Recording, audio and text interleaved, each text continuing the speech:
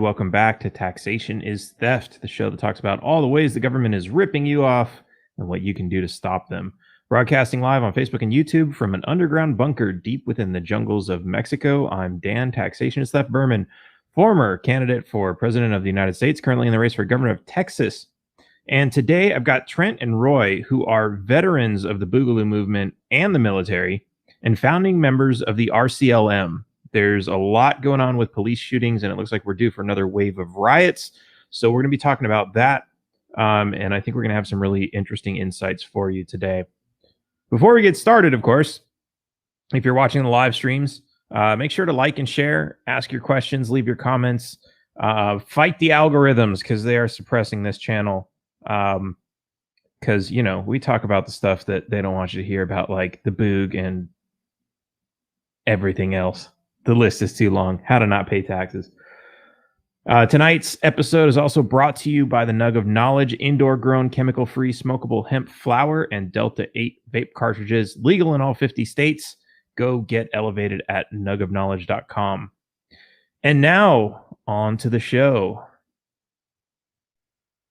Welcome, guys. How's it going? Going on, Dan? What's happening?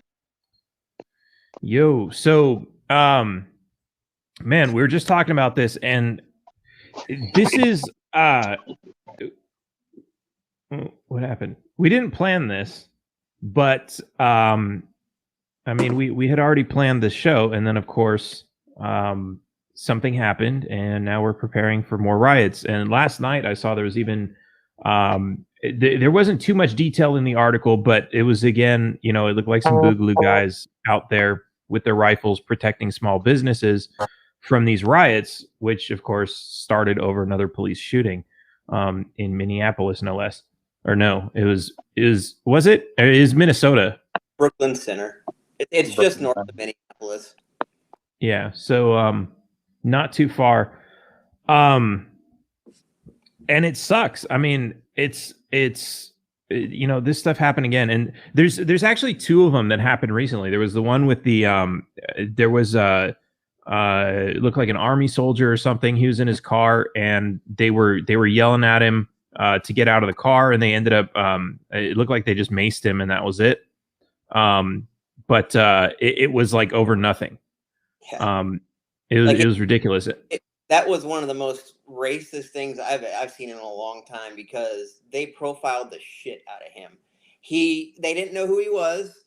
All they saw that was he looked like a dark individual, and before they even walked up to the door, they had their guns drawn and were like ordering him out of the vehicle. Like he didn't even get a chance to like say, "Hey, I'm so and so," let alone he was a commissioned officer in the army. Like,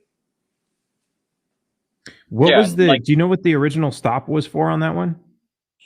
I don't. Did they say it was? So I heard some people, and you know, a lot of this is rumors. The information comes from a lot of different places.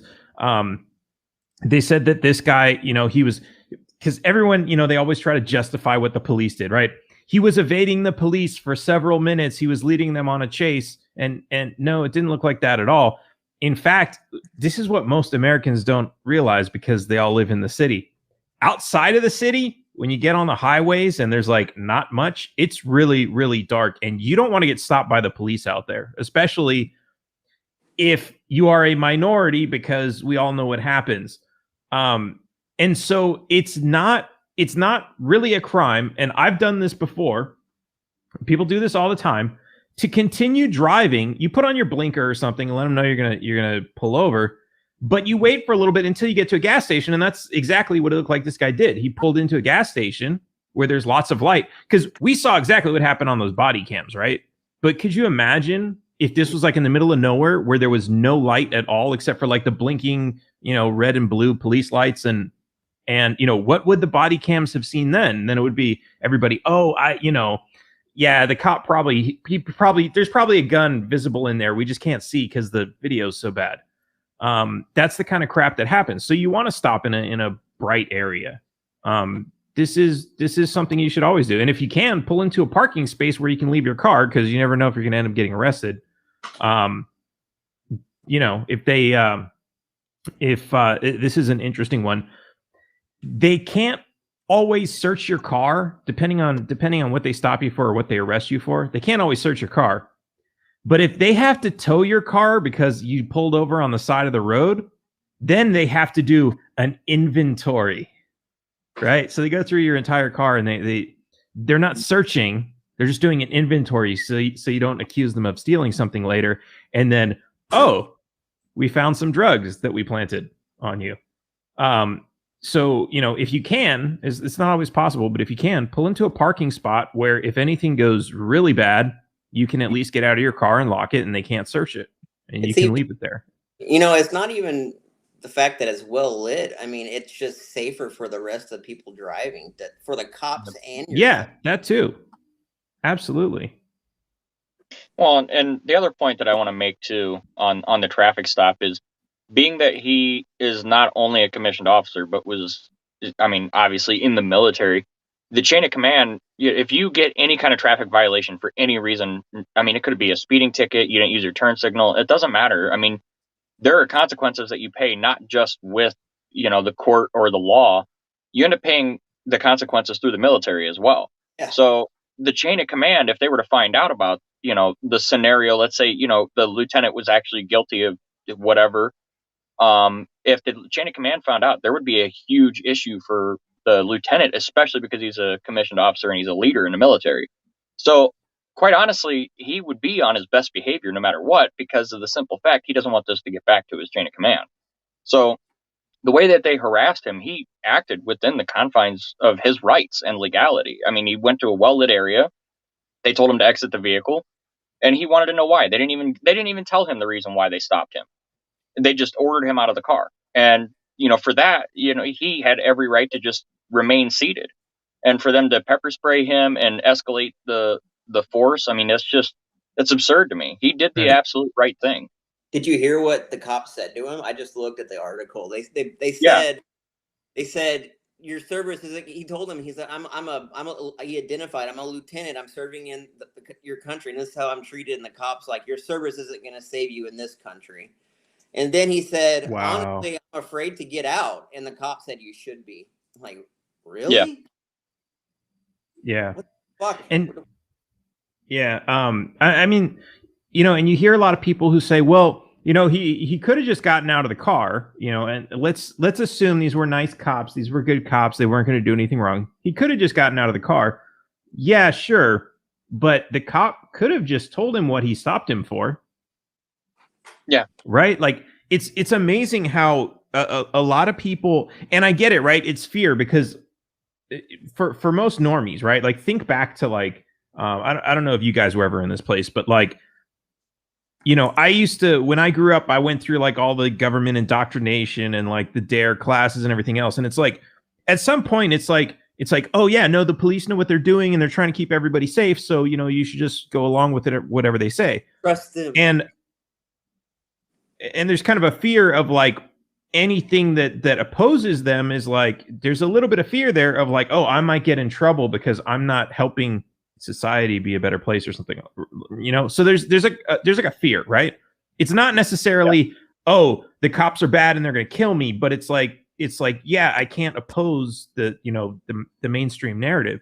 And so you have people who this is just kind of like their natural thing to really just kind of like defend the police, because this throws them into cognitive dissonance, right? If they realize like, oh my God, the police are not there to protect and serve, nobody's safe, we're all gonna die, right? That's kind of like the two options you get to choose between. And so it's much more comforting to just like go into denial and believe that like, no, this was just a mistake, it doesn't always happen like this, and it was miscommunication, it was an accident, the cops are really good people, and everyone kind of jumps to that defense, and that's really kind of sad. So did you see where? Oh, go ahead, Roy. It's the same thing if you're riding as a passenger in somebody's vehicle and they get pulled over for speeding, and the cop comes up to your side of the window and asks for your identification. You don't have to give it over. There's no reason. You're not the subject of the crime or anything. And some people are just willing to hand over their identification. just so that way there's no problems, and that's I if I'm not the subject in question, I'm not handing my ID over. There's no reason. All they're doing is fishing for another arrest or another collar. Did you see where it was in Virginia? It's a place called Windsor. 2000, like 2,500 population, and it's 89% white. So as an African American person driving in the middle of nowhere in Virginia, I mean, I think knowing its history, you would be a little bit trepidation to like want to just get out of your car, Right. And I mean, it's weird too, because you see a lot of people in denial that there's any kind of racism, especially in police departments, and it's like, yeah, even if it's not the majority, there's always that chance. Look at what we're doing with COVID, right? There's a 99% survival rate with COVID, and like everyone's like treating it like it's the end of the world. And I don't want to say there's less than a 99% survival rate with getting stopped, but there's at least less than a 99% rate of getting harassed, especially if you've got darker skin. And it's I mean, I know people who will say, and they might be exaggerating a little bit, who will say they've been harassed every single time they've been stopped. They've never just been given a ticket and let go, right? So it's and sometimes it's not always as bad. Sometimes they're just assholes, and they ask inappropriate questions, but it's and this is an interesting one too, and I know I'm gonna piss some people off with this. So they say, if you have nothing to hide, you shouldn't have to worry about searches or seizures. You're talking about the if you're a passenger, like, why don't I just show them my ID, right? Let me just I don't have anything to hide. And like, I was thinking, people, they say the same thing about like internet searches, right? Why? I don't have anything to hide. Why should I care if the government's snooping through like my computer, my internet, and my cell phone and all my phone calls and everything else? Oh, you don't have anything to hide. Do you put on clothes when you go outdoors? Like ask this to anybody. You have guys running around, like, these creepy guys that are like, oh, there's a girl in a skirt, I'm gonna see if I can sneak a picture with my camera under her skirt. Why is there any problem with that? You don't have anything to hide, right? Yeah. And like, it's like we come up with this, like, we have our privacy to hide. I mean, like, that's it. It's our bodies, our property. Maybe we have money that we want to hide, not just from the government because we don't want to pay taxes, because we don't want to get robbed by our neighbors. There are so many things we all have to hide, and legitimate reasons to hide them. Right. Like, that's absolute bullshit for this. Well, what are you trying to hide? Someone just commented the fourth. That's exactly why the fourth is there. Now I forgot what I was going to say. Oh, going back to Roy's point too, with like the military, like, as a lieutenant, if he gets in trouble and if he were to do any kind of like serious anything, like, even I'm not sure like about a DUI or whatever, but anything worse than a DUI, he would lose his commission and he would lose his career and forever have the stain on his record as a other than honorable discharge, and those last with you just as much as a felony does. So certain discharges, they are like a felony, right? They're the equivalent of it. People that have what's the dishonorable discharge, they can't get VA or any kind of government assistance for their military service. They can't go to school like that. And there are you could serve 20 years in the military and get a dishonorable discharge, and it'll be for nothing. You can't use any of your benefits. But we're not talking about, like, you don't lose voting rights or gun ownership rights or anything. Gun ownership affected. But gun ownership, yeah. Wow. If you have a dishonorable discharge, it's hard for you to get a gun anywhere. I don't know, but voting, I don't think so. Unless you actually got a felony like tried by military, like if you killed somebody on base or something? Typically, dishonorable discharges are for very serious offenses that would equate to a felony charge anyway. I mean, you could end up with a bad conduct discharge, and I'm not sure the characterization of that, what would come out of that, but like bad conduct discharge is pretty bad too. Mm-hmm. Oh, what's up, Magnus? Hey, buddy. So let's talk about this other one.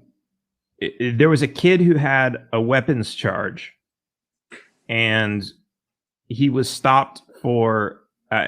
I guess they said initially it was for expired tags, and then later on it was for having a air freshener hanging from his mirror. You serious? Yeah.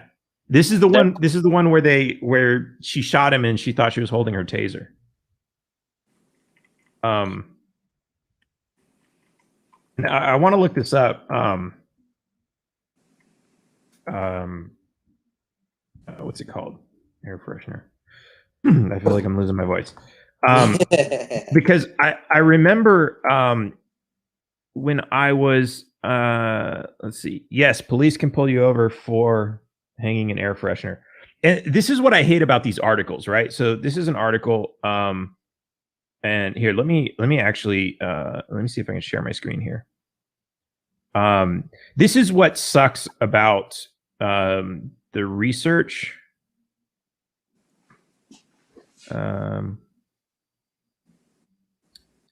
Sorry, give me 1 second here. Here we go. So if you try to research something like this, right? You're going to get to this page. They're going to have an article. Yes, police can pull you over for hanging an air freshener in your car. Oh, this actually is like directly related to the one April 13th, right? Okay. Dante Wright. Okay, so moments before police fatally shot him, he called his mother and told her he'd been pulled over for a hanging air freshener. This link goes to CNN. Okay, Minnesota state laws. Oh, wow. There we go.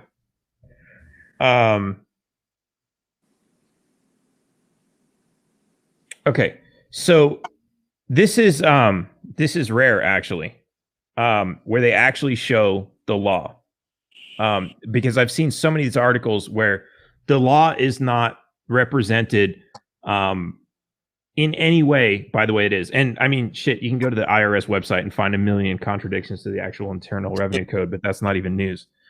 So a person shall not drive or operate any motor vehicle with any object suspended between the driver and the windshield other than sun visors, rearview mirrors, driver feedback, and safety monitoring equipment.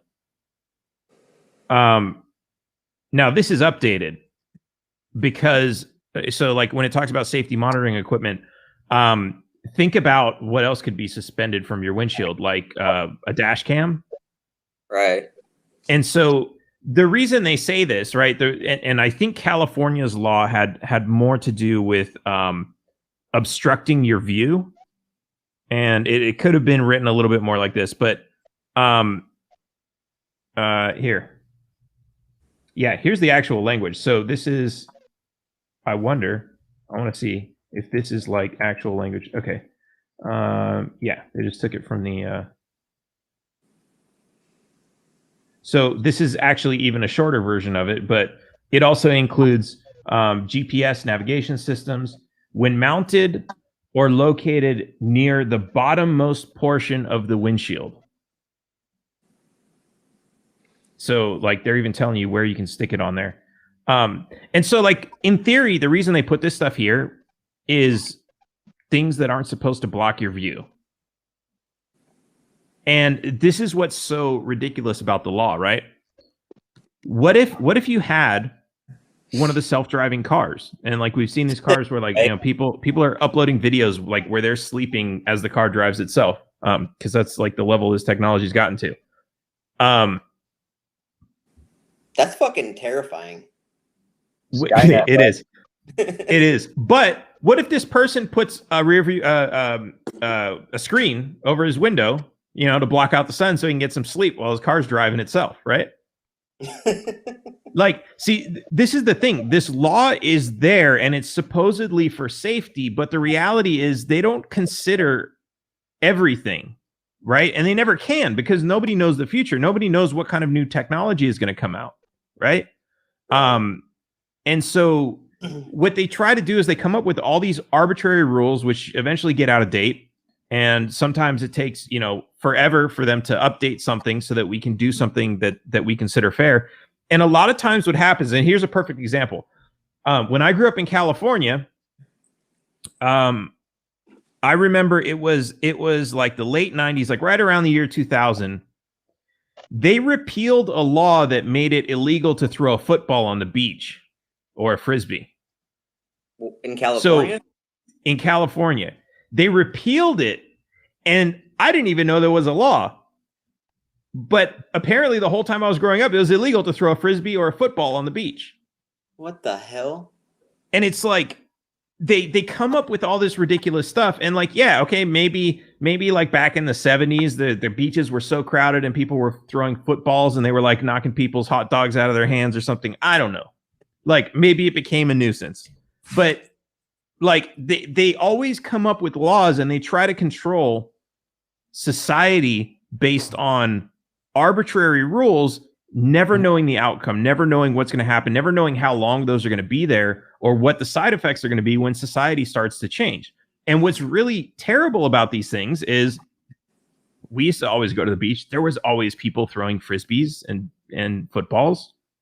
They were all breaking the law. But when the cops are there and they know it's illegal and they're not doing anything about it until there's one guy and he's like, I don't like you. You've got a football. I'm going to arrest you. It's like that. You're breaking the law. I think it was in California too. That guy that got arrested by the cops for eating a sandwich on the subway station or whatever. Yeah.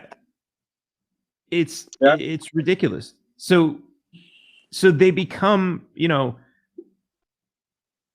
when the law is so ridiculous that most people don't follow it and most people don't even know it's illegal, because that's the other thing, right? How can you be expected to follow the law if you don't even know what the law is?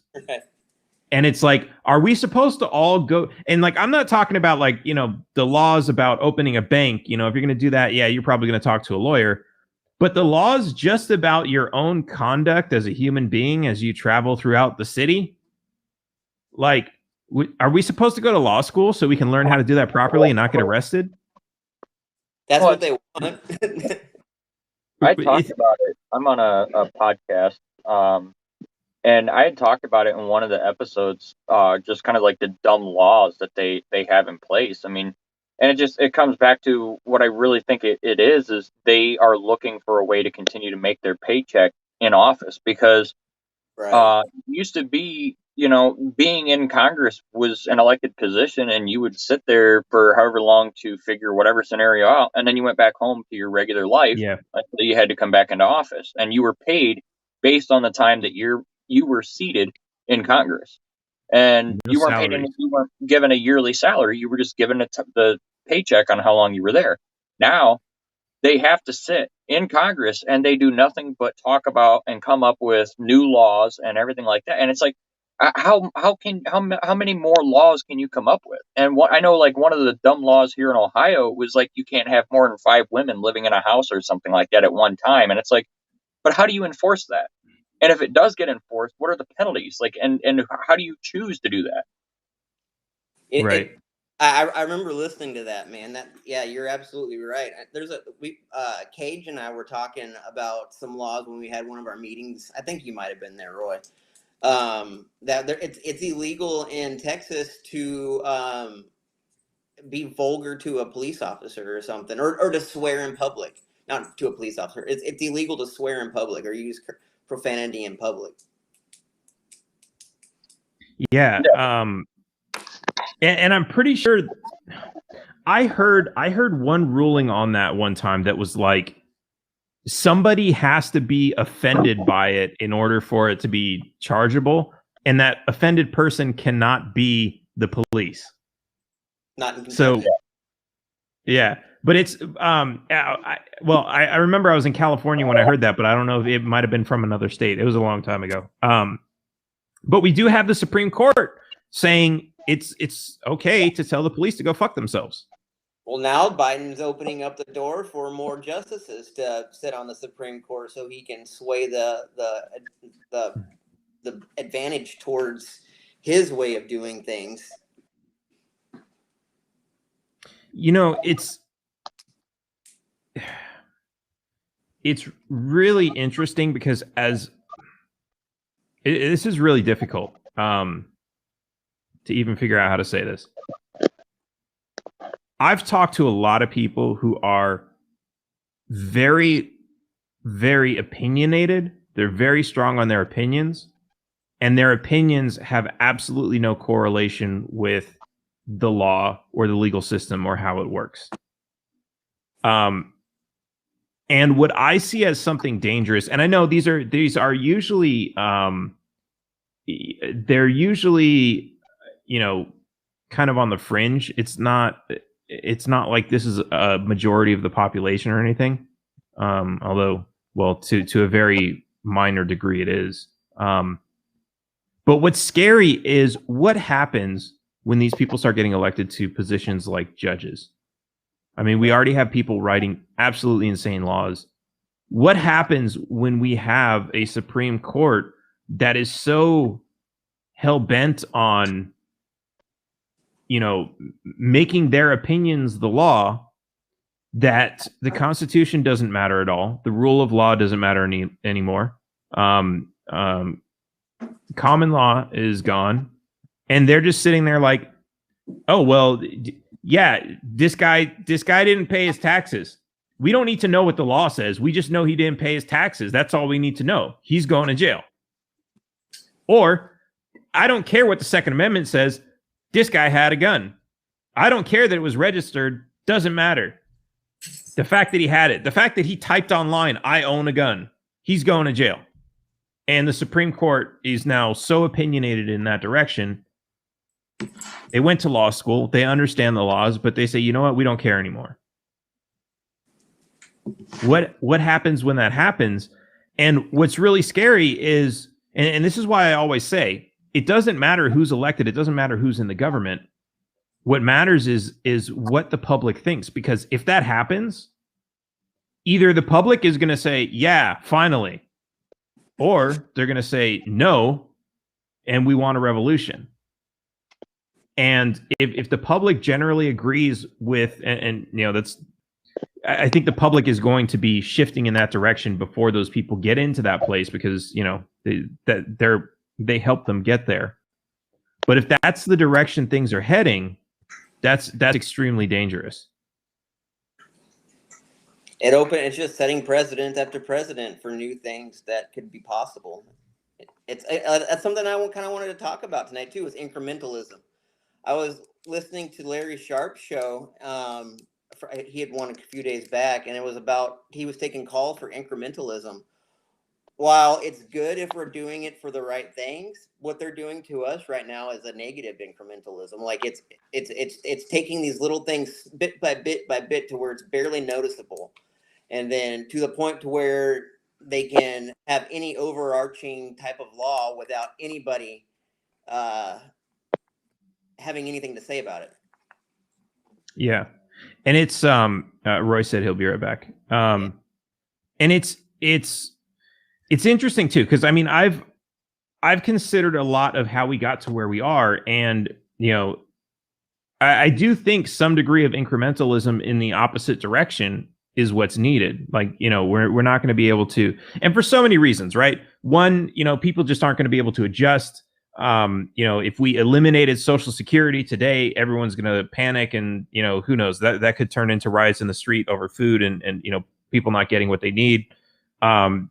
It could turn in. So like, I think there does need to be some degree of incrementalism, right? Like, and I know a lot of people say like, oh yeah, no, like it's, you know, it's the cancer. You got to get rid of the cancer. You don't just like cut out half of the cancer, right?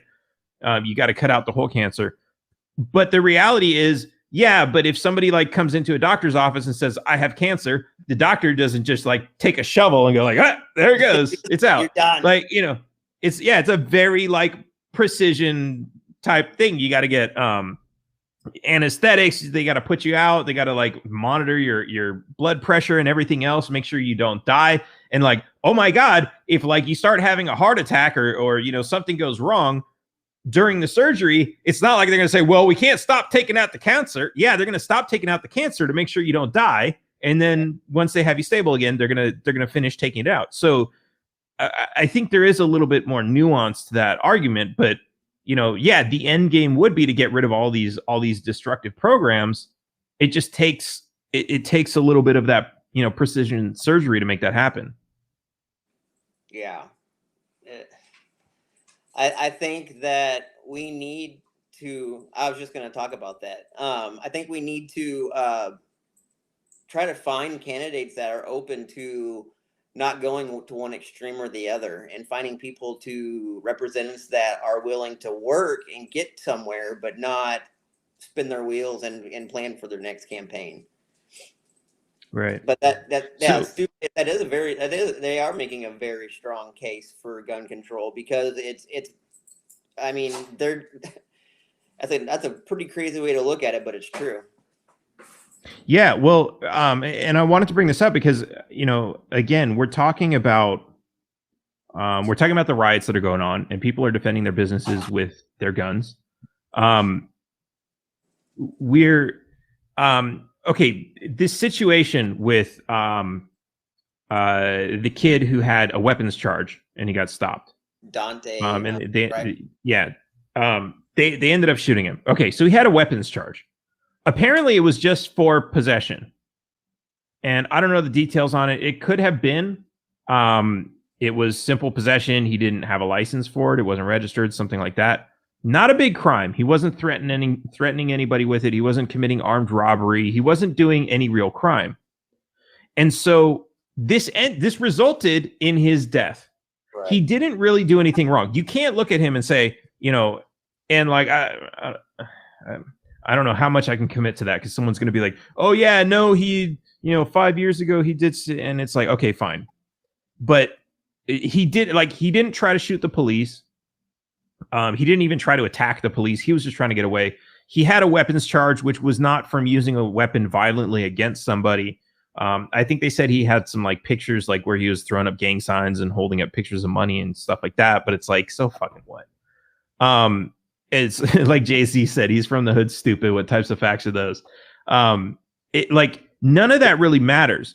But at the end of the day, they're saying, oh, we want more gun laws, right? We need more gun restrictions. Well, people are still going to get the guns. They're still going to have them. And so all you're asking for is easier ways for them to have a warrant for some bullshit weapons charge, right? Oh, he had a magazine that had 11 bullets instead of 10. Weapons charge. Mm-hmm. And then he didn't show up to court on time. So the day after, he's got a warrant and he gets stopped by the police and they end up killing him because he had a gun. Everything was legal except for the fact that he had too many bullets. That was it. And the more laws that you have like this, the more people are going to end up getting killed by the police.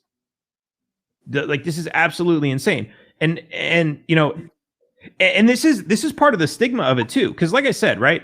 Imagine there were no gun laws, right? Imagine there were no gun laws.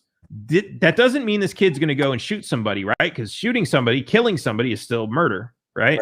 Robbing a place is still robbing a place.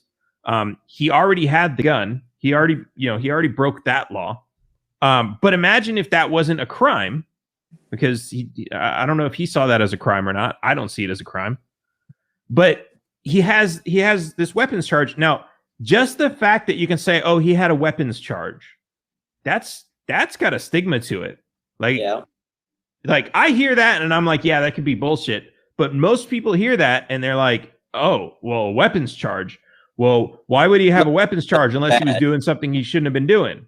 And it's like, that could mean, you know, he's just sitting there scratching his head like, you know, on YouTube, like making a stupid, I don't know, like it could be fucking anything. Oh, that's illegal. That's a crime now. It's a weapons charge. Yep. Could have been completely unloaded. Could have been a BB gun. Today fucking felonies are it's modern day slavery. I mean, that's how it was started in the beginning when they started classifying people as felons. It was another way to get African American people put in jail or used for, because back in the day they used to do forced labor. That's what, like, they were labor camps when you served your time. So it was another way to add enslavement. But now it's becoming all encompassing. There's no more. There's not a race issue anymore when it comes to felonies. There's a systematic racism when it comes to the people that are involved. But as far as the people that are being arrested and charged, it's all encompassing of everybody. Like I'm on felony probation, deferred adjudication for something that happened almost 7 years ago, and I fought the case for 4 years. Didn't have the money to get a new attorney, and was offered a deal, and I thought taking the deal was the right decision. I didn't know anything about it. I've never been in trouble before. Right. Oh, And here's now one. I have to ask permission to leave the county to fucking go do anything. Like, it's ridiculous. Weapons charge. So I had a friend who he was in Texas. He's from Tennessee. And he was visiting a town that a long story, sad story. I don't want to get into the details of it, but he was there for a week and he was sleeping out of his car. And he had his pistol and his rifle. And his rifle was I guess it was like a flatbed truck, and he had like one of those like lockers in the back. So his rifle was in there.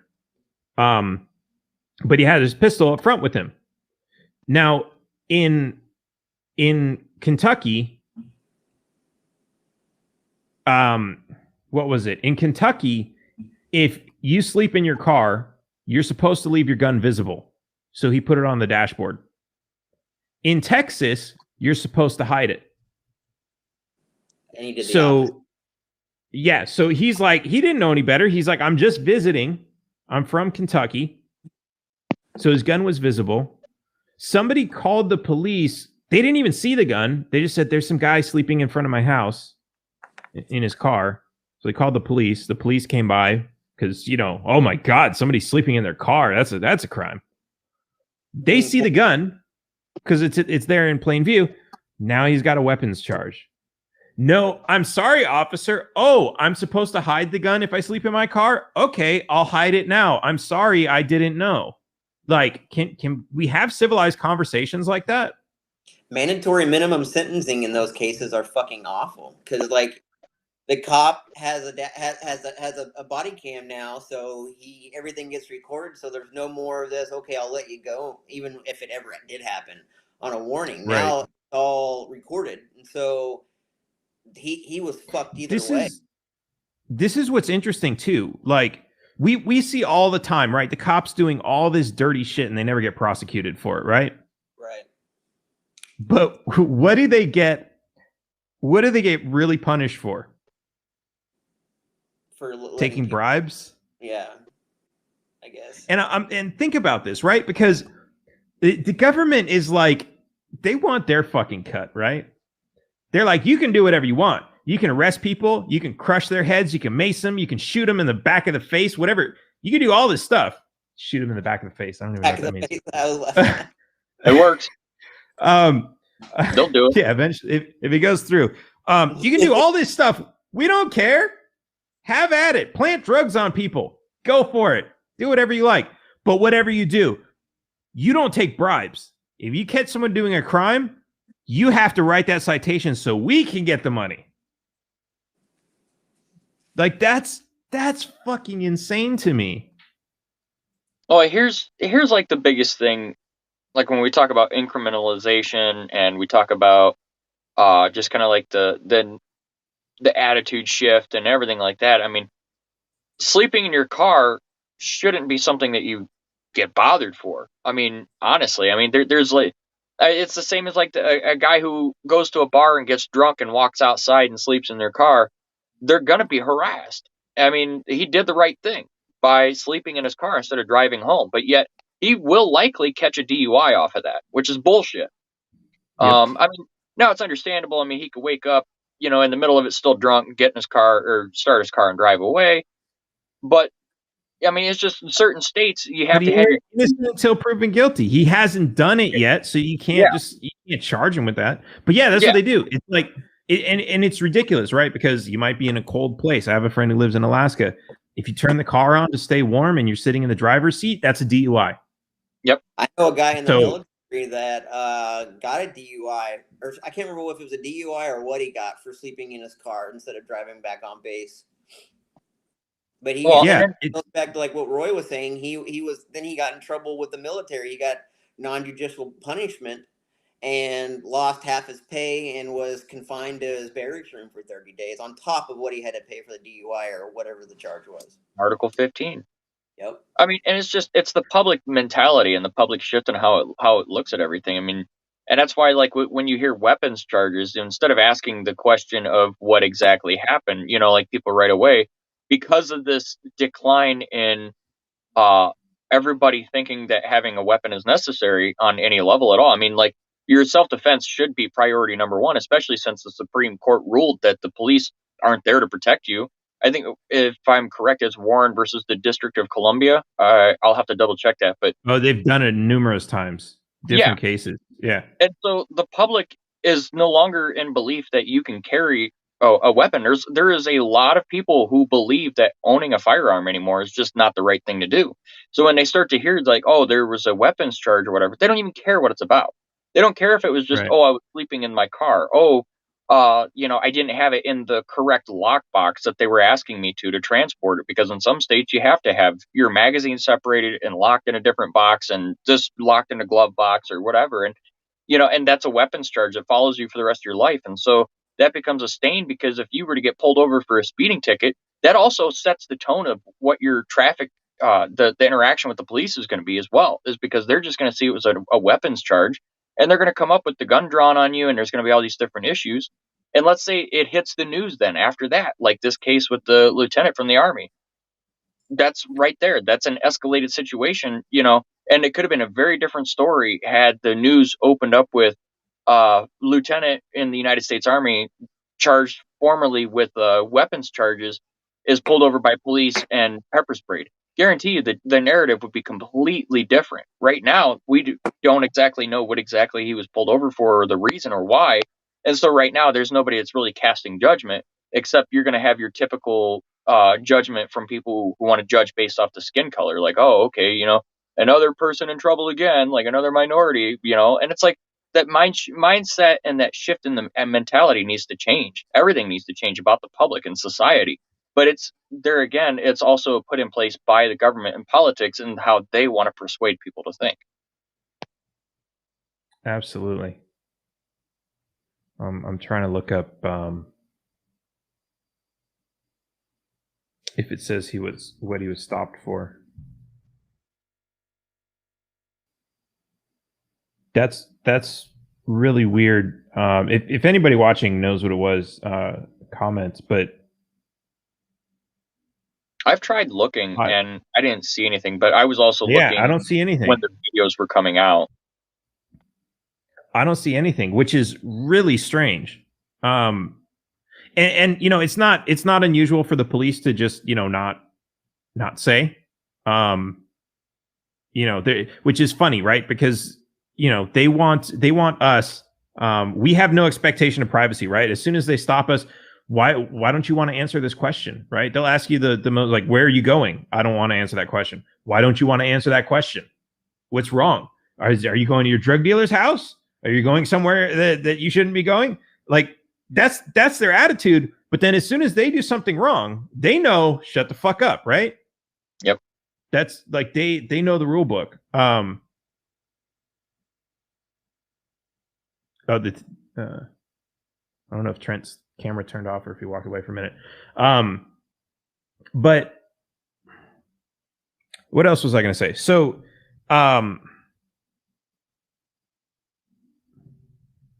I know I kind of wanted to lead into this BLM thing that's going on, because I think it's always really, really, really important that, you know, if you don't like somebody, that's fine. But if you're going to go after them for something legitimate. And so I've seen this story going around a lot, and it's the woman who, I guess it's the Marxist woman who runs BLM, just bought like, $2.5, $3.5 million worth of houses. And everyone's like, oh my God, she bought all these houses, she's a criminal. And what's weird is a lot of people saying this are like ANCAP, capitalist, all these types of people, right? And I'm like, what's the crime in buying houses? Now, of course, there's more to that story, right? There's apparently the people on the board of the organization called for an investigation into her. Like, where'd you get all that money from? As if she wasn't supposed to get paid that much, which is totally different than, and this is how a lot of charities and stuff work. The CEO gets, 500 grand a year or something, some ridiculous salary. In which case, the board knew that wasn't really a crime. Everybody involved kind of knew. The donors are probably getting ripped off, but that's kind of their fault for not knowing, what the organization is about and what they're doing with their money. You take that risk anytime you donate. Well, dude, but if the board, yeah, go ahead. On that point, I don't know if Roy did this when he was in the military, but they used to get us to try to do donations every year. And I didn't know this when I was a kid, but they have a book this thick of the different nonprofits that you can donate to, and it breaks it down on how much profit they get and how much they actually use for nonprofit work. You would be appalled seeing some right. organizations. Yeah, and your first sergeant and commander would make you guilty as hell if you didn't donate it at all to any of it. It's just $5 private. You can donate. It's bullshit. Right. You can't. Like Wounded Warrior, garbage. Their CEOs and board get paid more than what they donate by far. Right. And so for those, yeah, you can look at that and be like, okay, but you should be able to look at that and say yeah, the CEO gets paid $500,000 a year and we think that's ridiculous, so we're not going to donate to that. And that's totally reasonable. But then I guess my point is it doesn't matter what you did with the money. If the real question is, did you steal it or not? Right. And I think that's what's really the important thing here. And so when a lot of people are talking about this, I'm kind of trying to ask this question, and people, they get fucking pissed just for me even asking this, because they think I'm defending her, right? And I'm like, not at all. I'm just trying to say, I own property. I know a lot of people who own property. Most of the people who are complaining about her own property. Property is not the problem. Property is not the crime that she committed.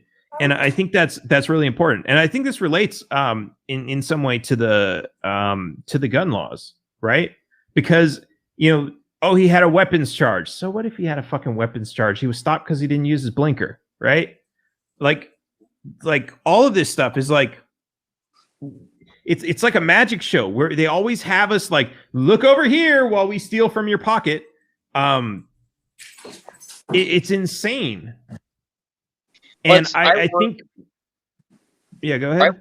I work with a few people who how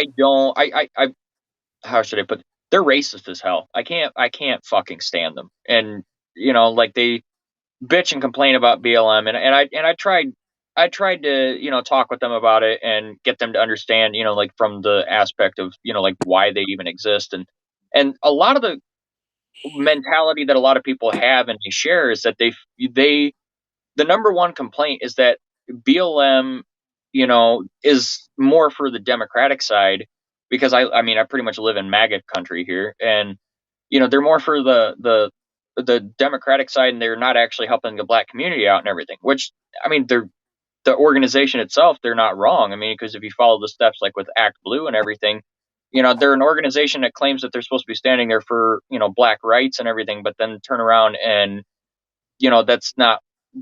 People are feeling deceived, I think, is what it is with that money. And so that seems to be a lot of the general consensus of the argument, is that the money isn't going for the actual point of what the organization's for. It's actually going for other means.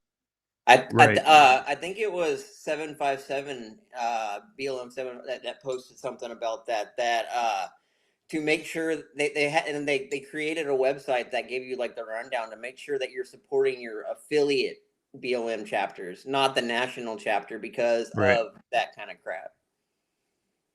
Yeah, it's interesting. I had a friend out in California who was running for mayor, Nick Wildstar, and I'm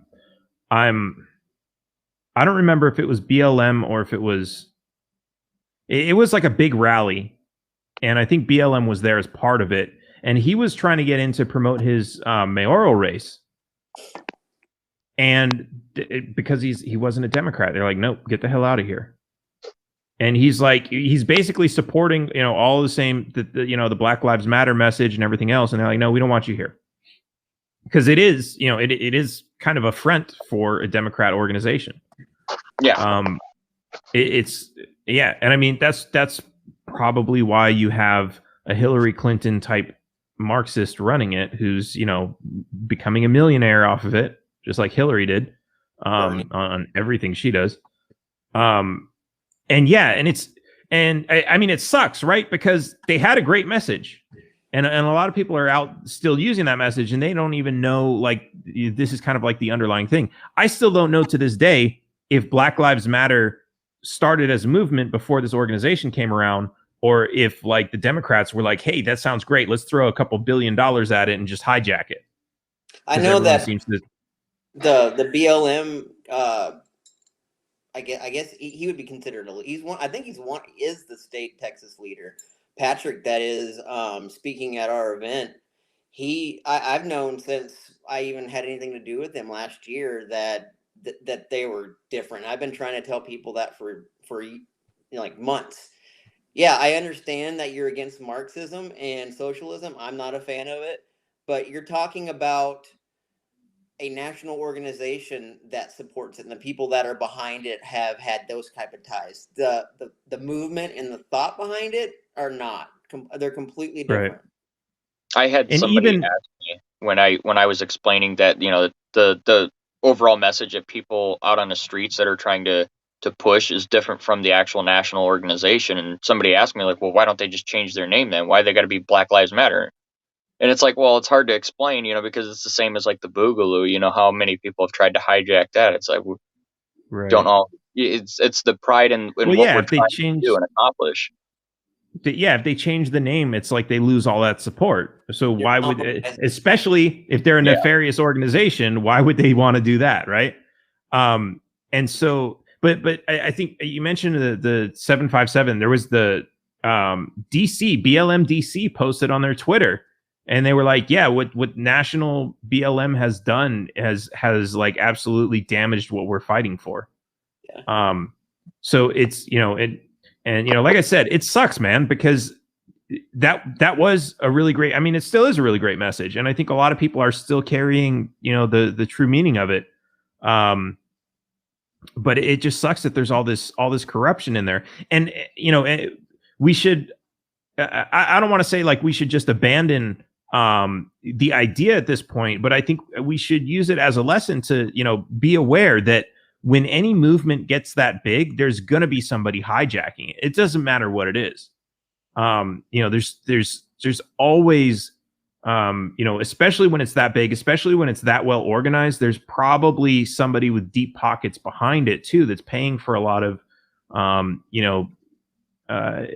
whether it's protests or, I mean, you see people out there with like big signs and like, they're painting Black Lives Matter all down the street, in New York, like with permission of the city. Like that's not something that a grassroots organization gets to come by too easily. Just think about all the money that people have donated to the national organization since $90 million they raised in 2020. It's insane.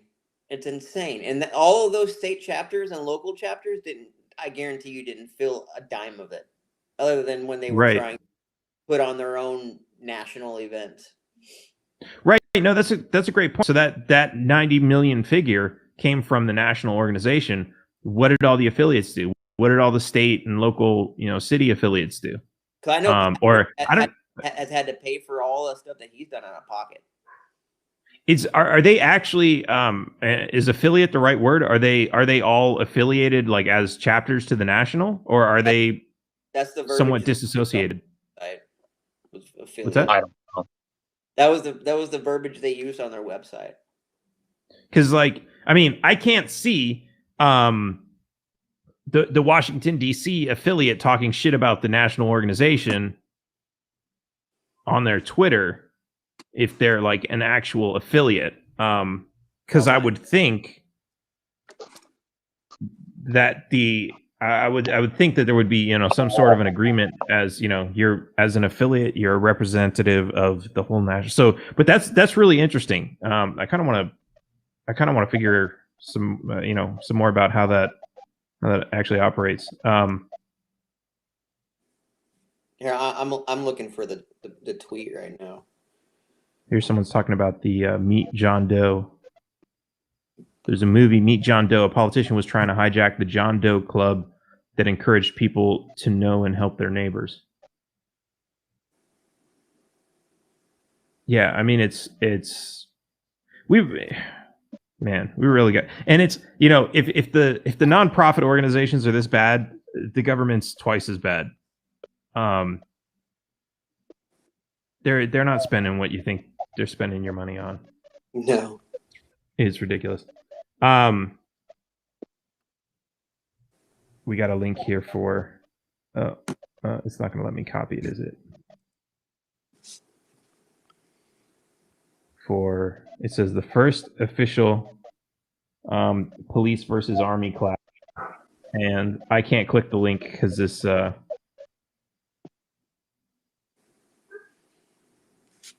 Because this thing is, yeah, it's part of this chat thing. It doesn't want me to click the link. I'm gonna have to check that out later. Fud's heads are exploding right now. What's that? I said Fud's heads are exploding right now. They're trying to figure out who to support, either the troops or back the blue. Yeah, right. Man, it is really a mess. One other thing I wanted to say about the kid with the weapons charge, and sorry, I'm terrible with names. Is, oh shit, now I just totally forgot what I was gonna say. Blame. Oh man. It was, yeah, I don't know.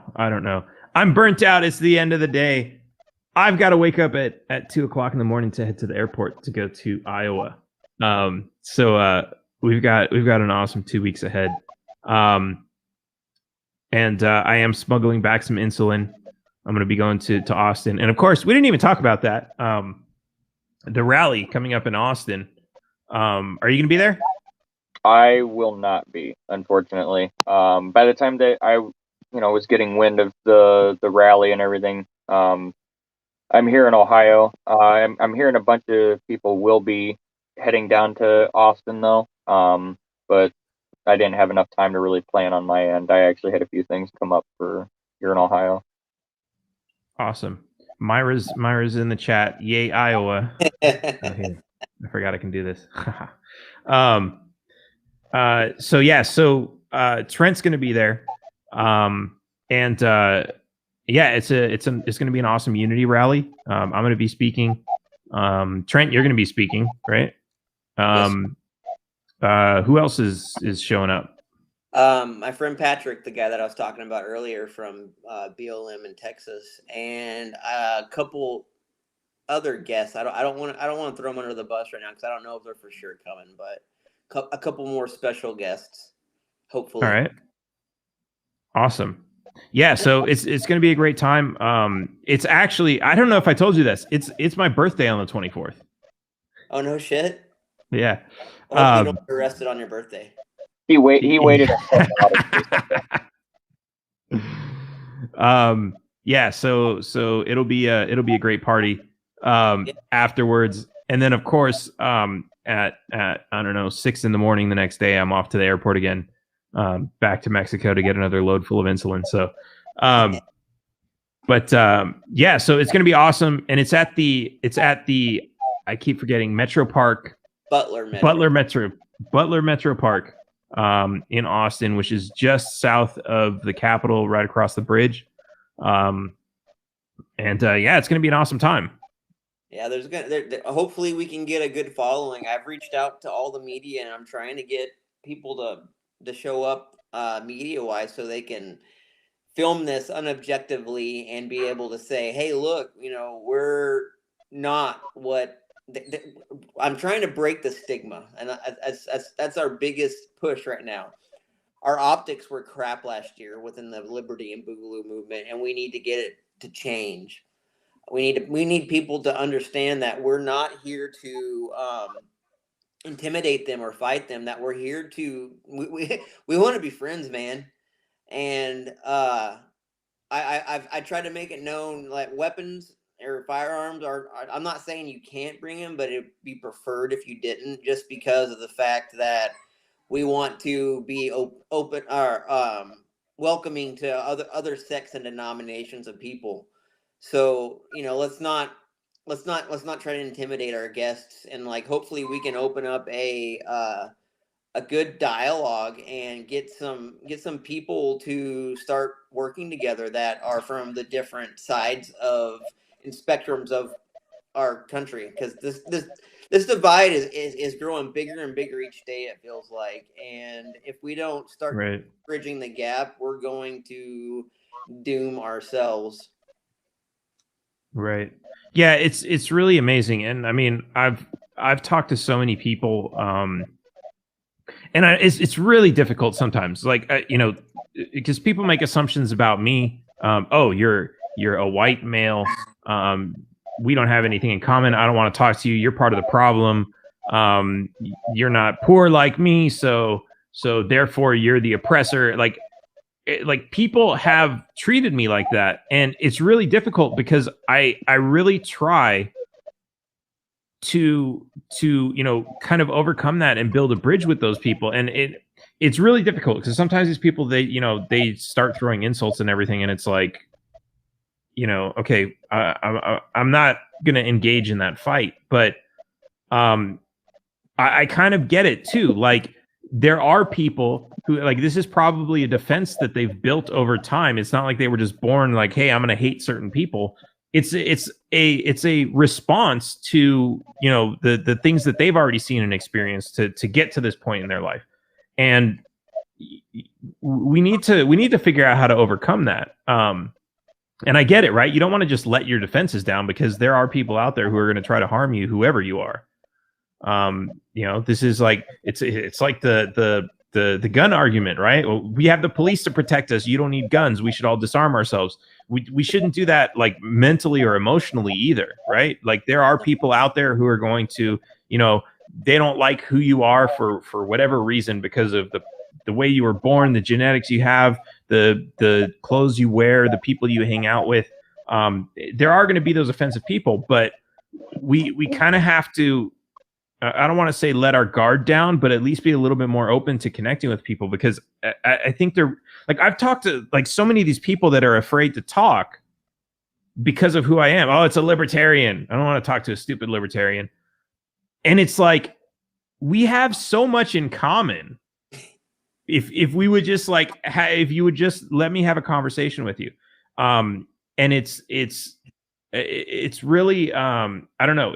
It's difficult and it's sad to see. And like, I'm really hoping that, we can start to overcome some of this and start bridging some of these gaps, because ultimately, I mean,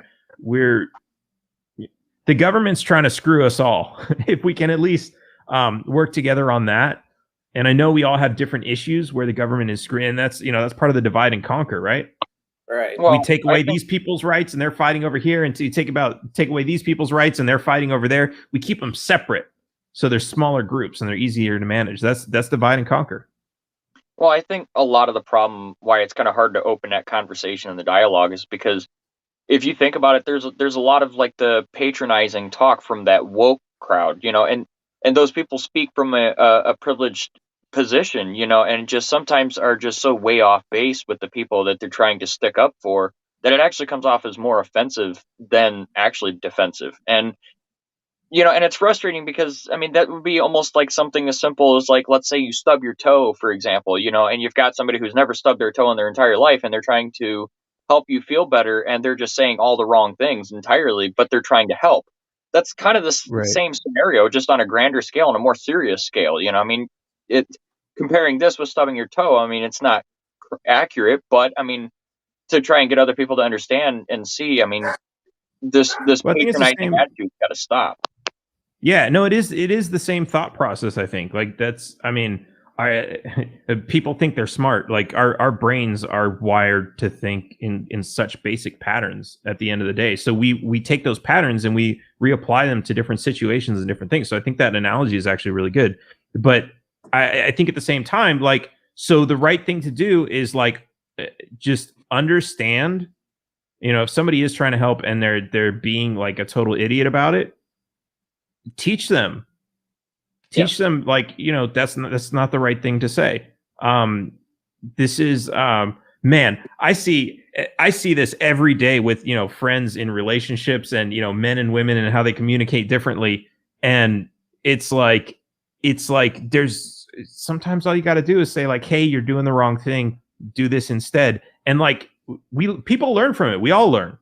Um but like if we shut down and we say fuck this, I don't want to have this conversation, then nobody learns anything, and we never progress, we never solve these problems, we never go anywhere. So I People think that's people that's can't that's go ahead. Sorry. yeah, go ahead. I No, was gonna say this, so I think that's like a really critical part of it. people can't take critique anymore. Like they take it as being offensive, that you're personally offending them in what you're saying. And I think that's all in context. Like I prefer Right. people to critique me. Like I want to get better. You can't get better unless you have a good solid foundation of people that want to help you get better. And you should be the same for someone else. Like I will always be honest with somebody. I will always tell them right away how I think, because in the long run, if you don't, you're going to suffer more together than I don't know. It could go a varying ways of on the spectrum. But I want to address Yeah. that comment too. Skull. I'm from Minnesota as well. um yeah, and I think, I mean, I guess that makes it both sides guilty, right? So, instead of scolding someone for not doing the right thing, teach them how to do it better. But at the same time, instead of scolding someone for criticizing you, on the other end of that, learn to take criticism and learn to grow from it. I think that's a really good point. And it's something, again, these are things that are like, these are extremely valuable life skills, that if your parents didn't have them, they couldn't teach them to you. Government, I don't think, has these skills. We know that from the way they escalate these things, so they're not going to teach them to you in their schools. I think this is a really, and maybe this is a really important time for us to take to really start learning these things. But I think that, like, learning to get beyond that and being able to connect as human beings like that, I think is that's kind of our next step in society, I think. Because I think we're more diverse now than we've ever been as a society, as a global society. We're so diverse. I think that's, this is really going to be like our next major hurdle as a society that we need to get through. I hope so. Yeah. Awesome. All right, guys. Well, I got to get running because I gotta pack and eat and be up for the airport in like a few hours. But it's awesome having you guys on. Actually, I want to give you an opportunity, if you want to give a quick plug for, if anyone wants to find out more about you, website, social media, any kind of stuff like that. We already plugged the event coming up at Butler Metro Park on Saturday the 24th. Trent, you want to go first? No, let Roy go.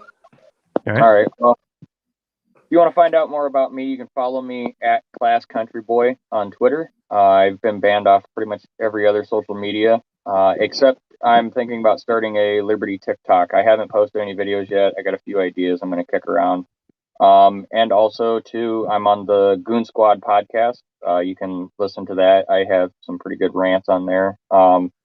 Some are either half-assed research or, searched, and I also welcome people to critique me on that and call me out, and if I misspeak or give the wrong facts, to fill me in. So go give that a listen. You can hear that on Spotify or iTunes or Anchor.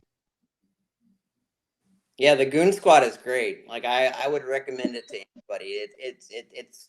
It hits. He does a really good job of hitting on relevant current issues. And so if you, I know when I listen to it, I get a lot from it. So I would definitely recommend the Goon Squad on Spotify. You can find our organization at caucusredacted at caucus redacted on Twitter, or the redacted caucus lp.org on internet. I'm also banned from most social networking sites except for Twitter, and that's kind of where we got the name Redacted, was because they're trying to silence us, and so we ran with that. That's kind of a Boog term. Awesome. All right, guys.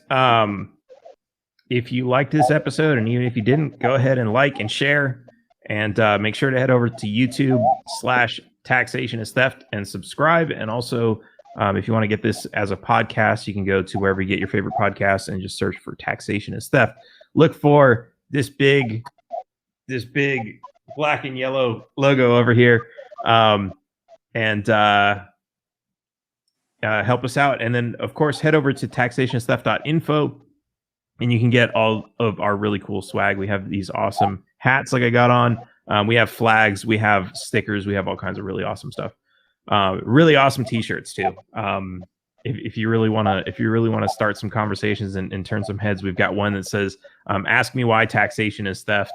And it does get people to stop and ask you, and it starts a conversation, and really awesome things happen. So all right, guys. I got one more thing. Yep. We will be having swag at the event on the 24th. Both Dan Berman stuff. I have all of his campaign T-shirts and signs, and we will also be having the Redacted Caucus swag. We will be able to take cash, card. We'll have everything set up by then. So hopefully you guys help support a good cause, and everything that we use goes straight back into the political action committee. Awesome. All right, guys. Until next time, taxation is theft.